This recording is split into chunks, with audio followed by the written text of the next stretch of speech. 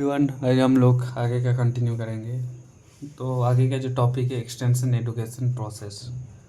तो extension education process क्या है? मान लो कोई एक्सटेंशन वर्कर है, मान लेते हैं अरुण देव गुड्डा, ठीक है। तो एक्सटेंशन वर्कर है, अब वो गांव में गया है, विलेज में, ठीक है। तो आप एजुकेशन को कैसे देगा, स्टेप बाय स्टेप जो प्रोसेस होता है, कैसे एक्सटेंशन वो करेगा, है ना। तो ये हो गया पार्टिसिपेटरी। एक्सटेंशन जो होता है हमेशा पार्टिसिपेटरी होता है, कि मतलब बहुत सारे लोग को इन्वॉल्व करना है, सिर्फ एक लोग से एक्सटेंशन नहीं होगा, है ना। तो जो लोगों को एक्सटेंशन दे रहा है उन लोगों को भी पार्टिसिपेट करना पड़ेगा। तो इसमें जो 5 मेन एसेंशियल है, इंटर को रिलेटेड स्टेप्स है, ठीक है। तो ये जो स्टेप्स है इसके बारे में कौन बताया था? लिगेंस बताया था 1967 में, ठीक है। तो एक्सटेंशन एजुकेशन देने के लिए जो प्रोसेस होता है स्टेप बाय स्टेप, वो कौन बताया था? लिगेंस, ठीक है। तो आप देखते हो उसका जो प्रोसेस है क्या क्या है। सबसे पहले है सिचुएशन, ठीक है। सिचुएशन मतलब मैं गांव में जा रहा, तो मुझे जो प्रॉब्लम है गांव का, क्या प्रॉब्लम है, क्या मतलब मुझे समझना पड़ेगा, है ना, गांव का जो सिचुएशन है ना। तो ये सिचुएशन मतलब collection of facts and analysis of the situation. तो गांव के बारे में फैक्ट वगैरह मैं कलेक्ट करूँगा और जो सिचुएशन है उसको एनालाइज करूँगा, ठीक है। Using survey and establishing rapport with people. Rapport मतलब फ्रेंडली रिलेशनशिप, ठीक है। तो जो गांव का लोग है उसके साथ मैं रैपोर्ट बिल्ड करूँगा और सर्वे करूँगा, ठीक है। और उसके बाद मुझे उसका गांव के बारे में फैक्ट पता चलेगा और गांव का सिचुएशन में एनालाइज कर पाऊँगा, ठीक है। उसके बाद नेक्स्ट स्टेप क्या है? ऑब्जेक्टिव्स, ठीक है। मेरा एक ऑब्जेक्टिव होगा, है ना। मैं गांव में गया हूँ, मेरा क्या ऑब्जेक्टिव है? मान लो मैं कुछ सिखाऊंगा, मान के चलो कि फर्टिलाइजर कैसे यूज़ करना है ना, वो सिखा रहा हूँ, कि या फिर कुछ high yielding variety seed use करना सिखा रहा हूँ। तो कुछ ऑब्जेक्टिव होगा, तो डिसाइडिंग है रियलिस्टिक। जो ऑब्जेक्टिव है रियलिस्टिक होना चाहिए। ऐसा नहीं कि मैं बोल रहा हूँ कि तुम जो मोदी जी जैसे बोलता है, ठीक है ना, फार्मर का जो दुगना कर देंगे, है ना। तो ऐसा नहीं कि रियलिस्टिक बोलो, है ना, 10 गुना कर देंगे, ऐसा नहीं। रियलिस्टिक होना चाहिए कि हाँ यील्ड जो है 10% बढ़ाएंगे, 20% बढ़ाएंगे, ठीक है। तो जो ऑब्जेक्टिव है रियलिस्टिक होना चाहिए, स्पेसिफिक होना चाहिए एंड क्लियरली स्टेटेड होना चाहिए, ठीक है। क्लियरली स्टेटेड होना चाहिए कि हाँ यही मेरा ऑब्जेक्टिव है। और जो इन्वॉल्व द लोकल पीपल, जो लोकल पीपल है उसको इन्वॉल्व करना है ना। उसके बाद नेक्स्ट स्टेप क्या है? टीचिंग। टीचिंग में मतलब मान लो टीचिंग का जो कंटेंट है, मेथड से वो सिलेक्ट करना है ना। Select the relevant research finding. मैं टीचिंग करूँगा, टीचिंग बहुत टाइप कर सकता हूँ, है ना। मैं डेमोन्स्ट्रेशन करा सकता हूँ, ग्रुप डिस्कशन करा सकता हूँ, या फिर पीपीटी प्रेजेंट कर सकता हूँ। तो टीचिंग का मेथड कंटेंट अलग अलग होगा, तो वो हो गया। उसके बाद एवोल्यूशन। उसके बाद टीचिंग के बाद जो मैं पढ़ाया हुआ है ना, सर्वे करना है। ऑब्जेक्टिव जो है वो कितना, मान लो मेरा ऑब्जेक्टिव था जो ईल्ड है 40% बढ़ाना है, एक्चुअली मेरा कितना ईल्ड बढ़ा है ना, तो उसको इवोल्यूट करना है ना। उसके बाद लास्ट जो है रिकन्सिडरेशन। अगर मान लो मेरा जो है काम, कितना काम हुआ, कौन क्यों काम नहीं हुआ, मान लो जो मेरा गोल है, क्यों ऑब्जेक्टिव, क्यों मैं नहीं कर पाया गोल को, है ना। उसके बाद उसकी जगह पे क्या मतलब मैं नया सॉल्यूशन दे सकता हूँ, है ना। तो वो हो गया रिकॉन्सिडरेशन, ठीक है, बेस्ड ऑन इवोल्यूशन। अब आता है टीचिंग लर्निंग प्रोसेस। वही जो हम लोग एग्जाम्पल मान लो लिए थे टीचिंग लर्निंग प्रोसेस। सबसे ये भी कौन दिया था? लिगन्स दिया था 1961 में, ठीक है। एक्सटेंशन एजुकेशन प्रोसेस भी लिगन्स दिया था 1967 में। और टीचिंग लर्निंग प्रोसेस कौन दिया था? लिगन्स ही दिया था 1961 में, ठीक है। अब टीचिंग क्या होता है? मान लो मैं पढ़ा रहा हूँ, है ना। तो टीचिंग क्या होता है बताओ? टीचिंग मतलब ऐसा मतलब प्रोसेस, एक सिचुएशन क्रिएट करना है, एक ऐसा सिचुएशन क्रिएट करना है जिसमें जो लर्नर है ना, उसका अटेंशन रहेगा, है ना, उसका इंटरेस्ट डेवलप होगा और उसका अंदर डिजायर अराउज होगा, है ना। और वो उसके बाद एक्शन लेगा, है ना। तो ऐसा सिचुएशन मुझे क्रिएट करना, process of arranging situation in which learning होता है ना। टीचिंग मतलब ऐसा सिचुएशन क्रिएट करना जिसमें लर्निंग हो सकता है ना, जिसमें अटेंशन ऑफ लर्नर, है ना, लर्नर का अटेंशन रहेगा, इंटरेस्ट डेवलप होगा, उसका डिजायर अराउज होगा और एक्शन लेगा, है ना। मान लो मैं गांव में गया हूँ और मैं सिखा रहा उसको नया फर्टिलाइजर तुमको यूज़ करना है, ठीक है। तो सबसे पहले मैं क्या दिखाऊंगा? उसका अटेंशन ग्रैब करूंगा, है ना। अटेंशन ग्रैब करने के लिए डिफरेंट टाइप का मैं क्रॉप्स दिखाऊंगा, देखो इसमें फर्टिलाइजर यूज़ किया हो, इसमें नहीं किया हो, है ना। उससे उसका अटेंशन ग्रैब होगा कि हाँ अरे कुछ नया है ना। उसके बाद मैं बेनिफिट्स उसको बताऊंगा, तो उससे उसका और इंटरेस्ट डेवलप होगा। उसके बाद में मैं प्रॉफिट के बारे में बताऊंगा कि देखो तुम इसको यूज़ करोगे तो तुम्हारा जो पेस्ट से जो मतलब क्षति, मतलब जो लॉस होता तो वो नहीं होगा, है ना। उसके बाद उसके अंदर एक डिज़ायर होगा कि हाँ हाँ चलो मैं भी यूज़ करता हूँ। उसके बाद आप उसके बाद मान लो एक्शन, मतलब उसके बाद अप्लाई करने लग गया तो एक्शन हो गया, ठीक है। तो टीचिंग में क्या होता है, सबसे पहले अटेंशन होता है, उसके बाद इंटरेस्ट होता है, फिर डिज़ायर होता है, फिर एक्शन होता है। Goal of teaching is learning, ठीक है। टीचिंग अगर तुम क्या, टीचिंग का मेन गोल है लर्निंग, मतलब मैं पढ़ा रहा हूँ, ठीक है। जो मैं जिसको पढ़ा रहा हूँ अगर कुछ सीख ही नहीं रहा है ना, उसका अगर कुछ लर्निंग ही नहीं कर रहा तो मेरा कुछ फ़ायदा नहीं पढ़ाने का, है ना। तो मेन गोल है लर्निंग। उसके बाद आता है extension teaching is commercial salesmanship.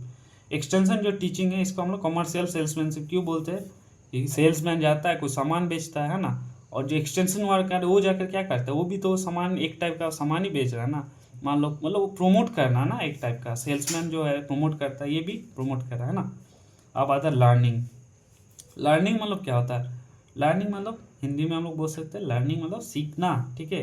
तो learning is a process by which an individual through own efforts, अपना एफर्ट से और एबिलिटी से चेंजेस द बिहेवियर, जो अपना जो बिहेवियर है चेंज करता है। तो लर्निंग मतलब क्या होता है, learning is a process by which one individual अपना एफर्ट और एबिलिटी से उसका बिहेवियर में चेंज होता है। मान लो पहले उसको कुछ पता नहीं था, ठीक है, तो पुराना सीड यूज़ करता था, उसके बाद उसको सिखाया मैंने हाई यील्डिंग वैरायटी के बारे में, तब उसका एटीट्यूड बिहेवियर चेंज हो गया, अब वो नया सीड यूज़ करता, हाइब्रिड सीड यूज़ करता, तो उसका बिहेवियर में चेंज हुआ, तो यही हो गया लर्निंग। लर्निंग का कुछ कैरेक्टरिस्टिक होता है ना, तो वो देखते हैं लर्निंग का क्या क्या कैरेक्टरिस्टिक है।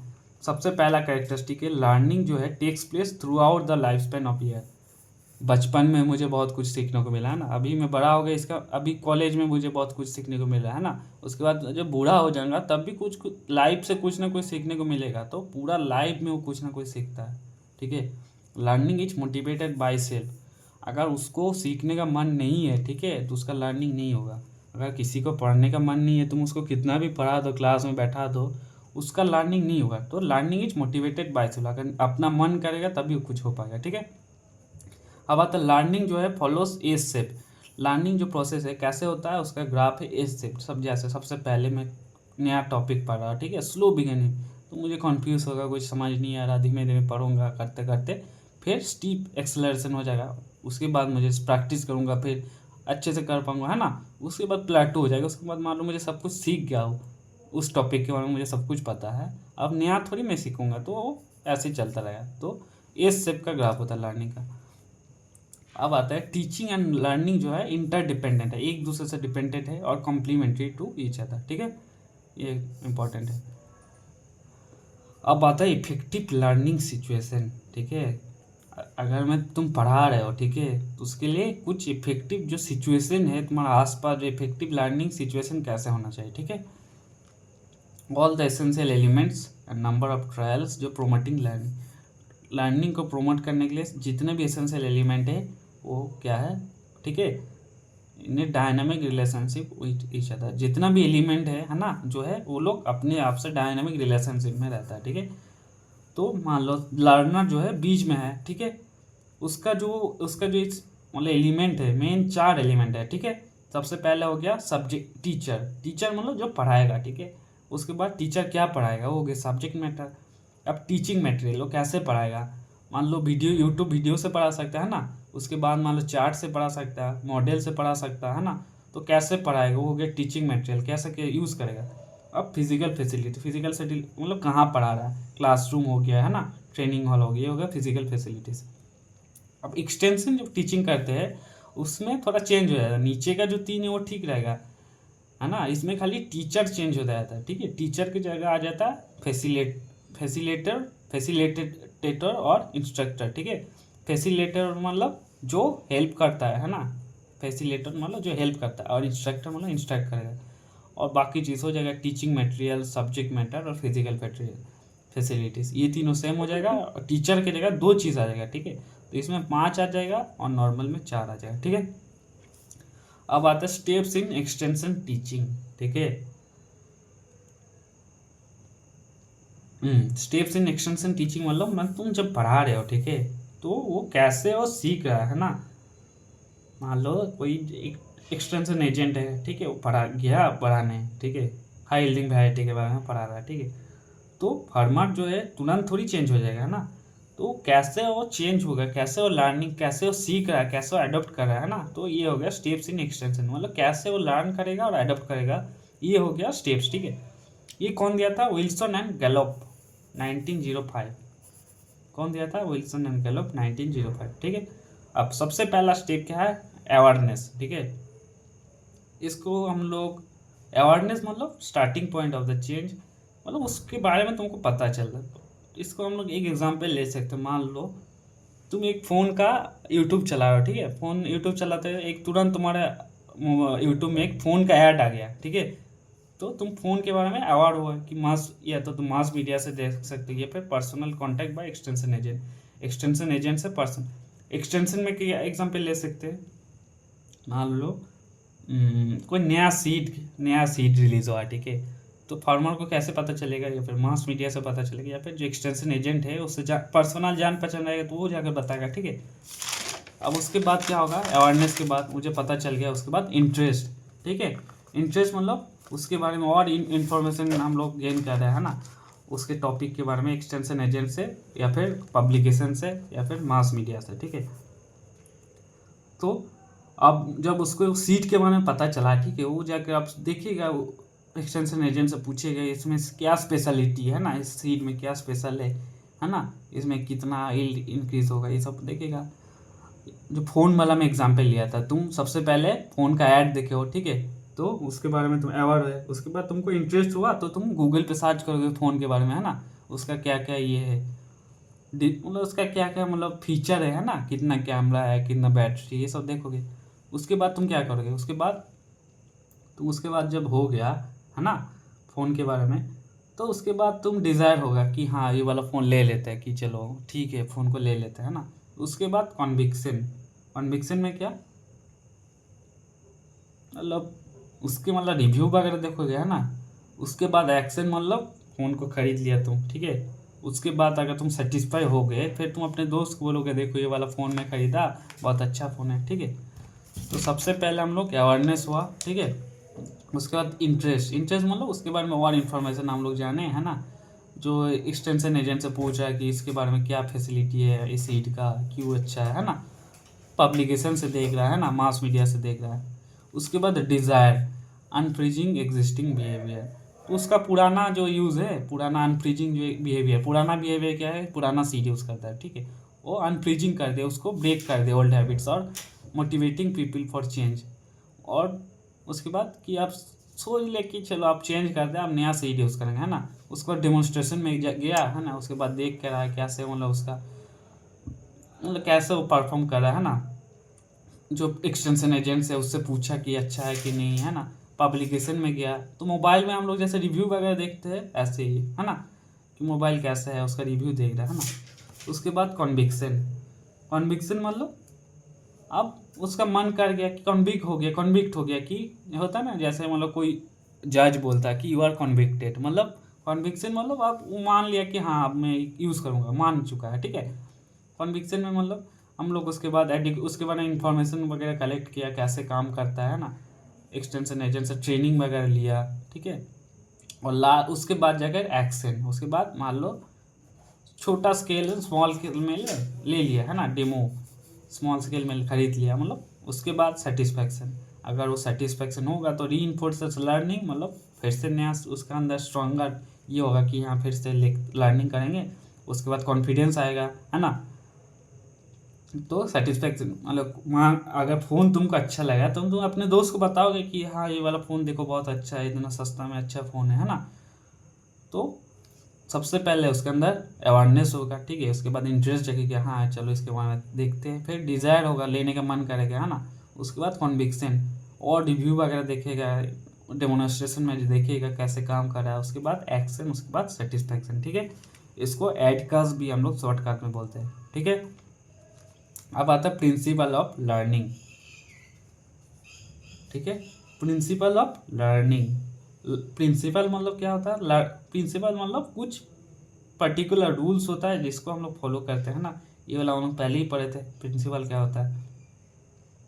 तो अब हम लोग जो एग्जाम्पल लिए थे गोड्डा के बारे में, अरुण देव जो एक्सटेंशन एजेंट है। ठीक है, अब मान लो गांव में गया है पढ़ाने, एक्सटेंशन करने, है ना। अब मान लो उसको वो देख रहा है कि मुझे कुछ रूल फॉलो करना पड़ेगा, है ना, कुछ रूल फॉलो करेंगे तभी जाके मेरा जो एक्सटेंशन है अच्छे से होगा, ठीक है। तभी जो लर्निंग है एक्सटेंशन से, मैं उन लोगों का लर्निंग जो होगा ईजी होगा, इफेक्टिव होगा और लॉन्ग लास्टिंग होगा। जिसको पढ़ा एक्सटेंशन कर रहा है तो उन लोगों का अगर कुछ फ़ायदा ही नहीं हो रहा तो क्या फ़ायदा एक्सटेंशन देने का, ठीक है। तो वो अगर कुछ रूल फॉलो करेगा तभी जो है सामने वाला अच्छे से सीखेगा, ठीक है। तो क्या क्या रूल है देखते हैं। सबसे पहले हो गया प्रिंसिपल ऑफ सेल्फ एक्टिविटी।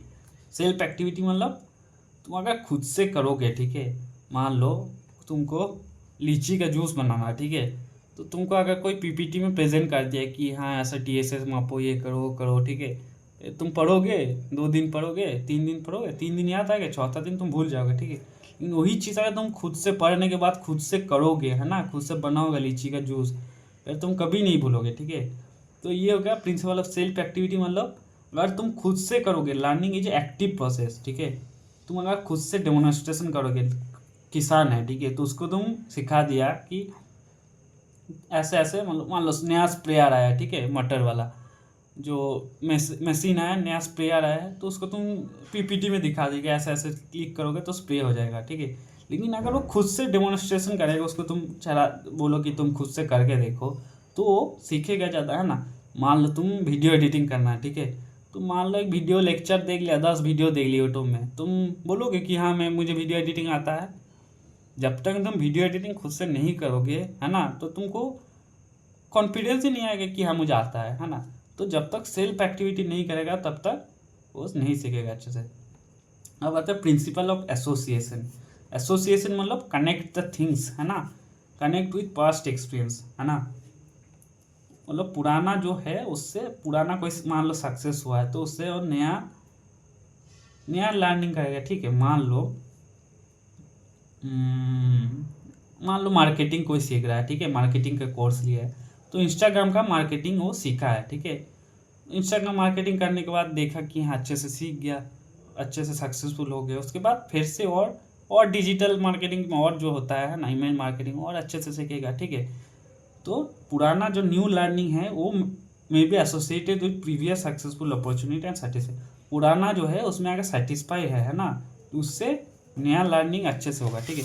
मान लो कोई किसान है, ठीक है, वो पुराना नाइट्रोजनस फर्टिलाइजर यूज़ किया है, ठीक है, अब उसका जो यील्ड है बढ़ गया है ना, यील्ड इंक्रीज हो गया है, तो उससे और मोटिवेट होगा कि आप बैलेंस फर्टिलाइजर यूज़ करेंगे, फॉस्फेट यूज़ करेंगे, पोटास यूज़ करेंगे, है ना।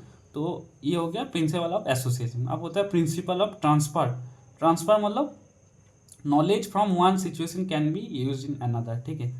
मान लो कोई कैनवा चलाना सीख गया, ठीक है, तो कैनवा का अगर किसी के पास नॉलेज है, कैनवा में वो पोस्टर मान लो कैनवा में पोस्टर बनाता था, ठीक है। अब कैनवा अगर किसी को चलाना आता है तो पोस्टर भी बना सकता है कैनवा पे, इंस्टाग्राम पोस्ट भी बना सकता है, प्रेजेंटेशन भी बना सकता है ना। मान लो कोई फार्मर है, पहले वो सीखा water management in wheat crop, wheat में कैसे वाटर मैनेजमेंट करता है वो सीख लिया, ठीक है। अब वही वाला नॉलेज वो यूज़ करके अब राइस में भी वाटर मैनेजमेंट कर सकता है, ठीक है। तो पुराना जो उसके पास जो नॉलेज है उसको अप्लाई करता है रिलेशन टू नया सिचुएशन में उसको अप्लाई करना, ये हो गया प्रिंसिपल ऑफ ट्रांसफर। पुराना जो नॉलेज है उसको तुम नया सिचुएशन में अप्लाई करोगे, ठीक है, ये हो गया प्रिंसिपल ऑफ ट्रांसफर। अब आता है प्रिंसिपल ऑफ डिसएसोसिएशन। डिसएसोसिएशन मतलब ब्रेकिंग द कनेक्शन, ठीक है।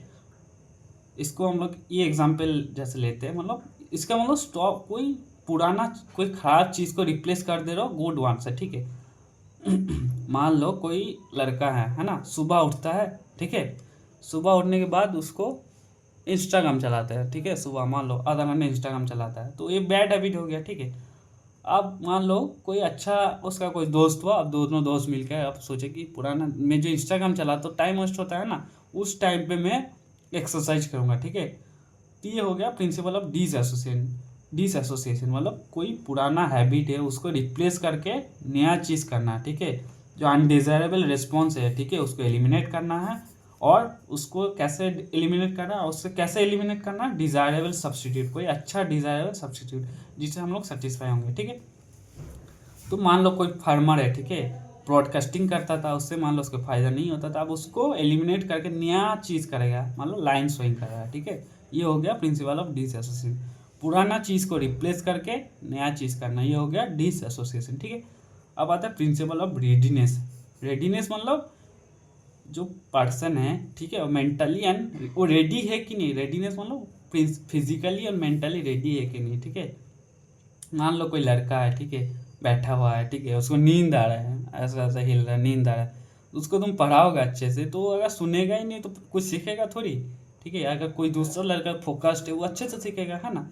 तो पहले तुमको देखना पड़ेगा जो किसान है, तुम किसान को सिखाने गए हो तो मेंटली रेडी है कि नहीं, फिजिकली मेंटली रेडी है कि नहीं, सीखने को उसका मन है कि नहीं। अगर उसका मन नहीं है तो तुम कितना भी पढ़ा लो नहीं सीखेगा। ठीक है, तो हम लोग को देखना कि फार्मर जो है कोऑपरेटिव है, रेडी है कि नहीं गाइडेंस लेने के लिए, है ना। उसके बाद प्रिंसिपल ऑफ सेट और एटीट्यूड। सेट और एटीट्यूड मतलब माइंडसेट। ठीक है, उसका माइंडसेट जो है पॉजिटिव है कि नेगेटिव है।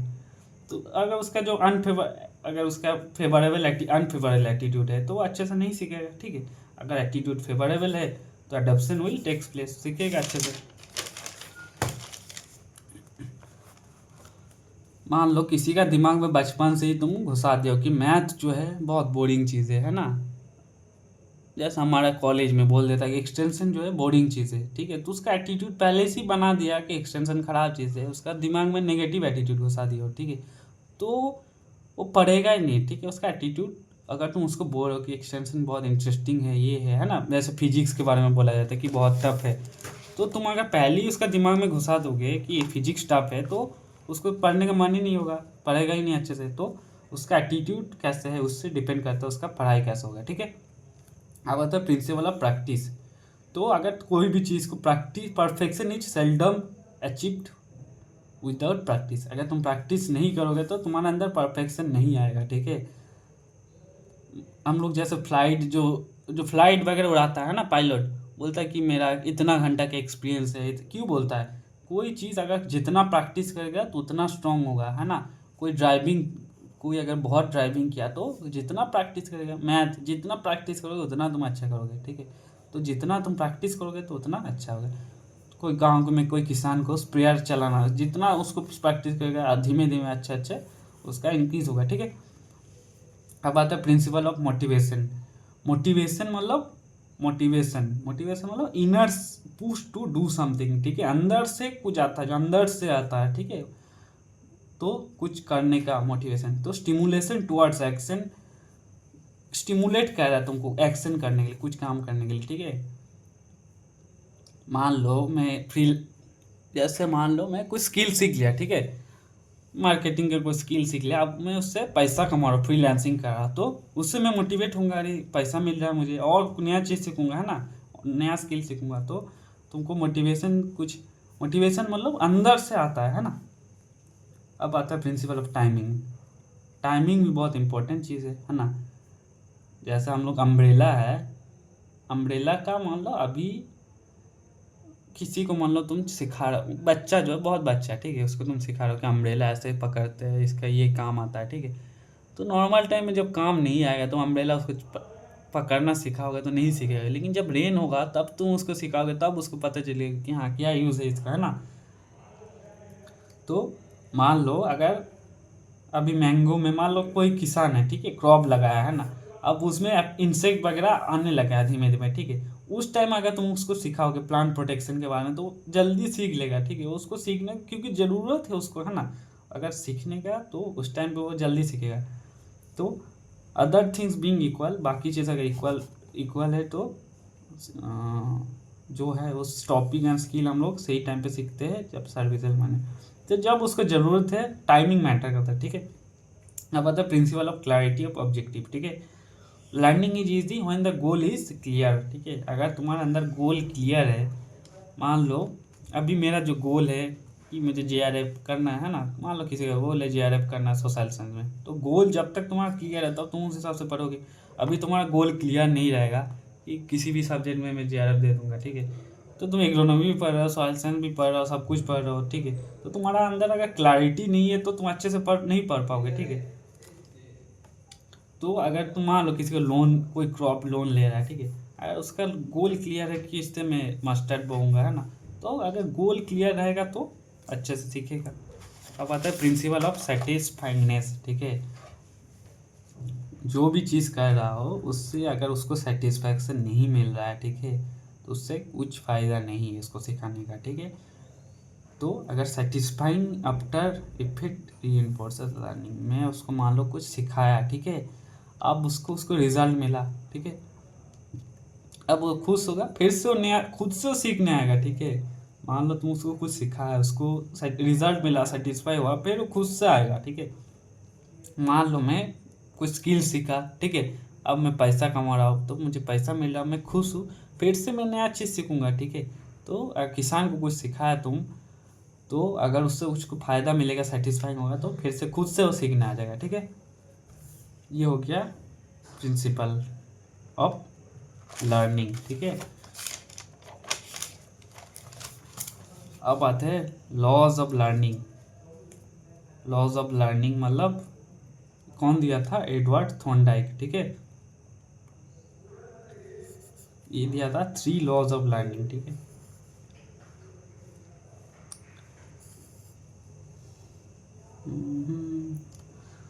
अब देखते हैं लॉज ऑफ लर्निंग क्या क्या है।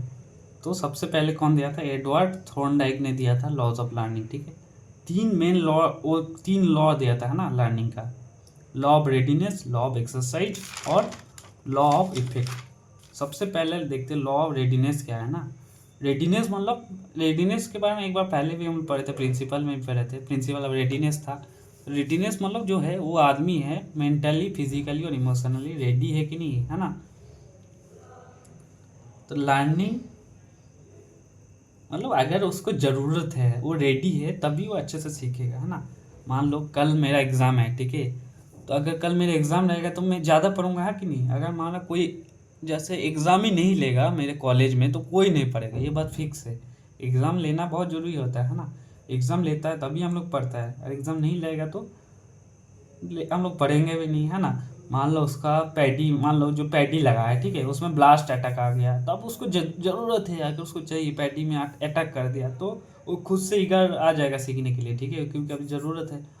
तो रेडीनेस, लॉ ऑफ रेडीनेस मतलब अगर वो मेंटली, फिजिकली, इमोशनली रेडी है ना, तो वो जल्दी जल्दी सीखेगा, ठीक है। A degree of concentration and eagerness, उसके अंदर फुल कंसंट्रेशन होना चाहिए, फुल फोकस होना चाहिए, एंड ईगरनेस होना चाहिए।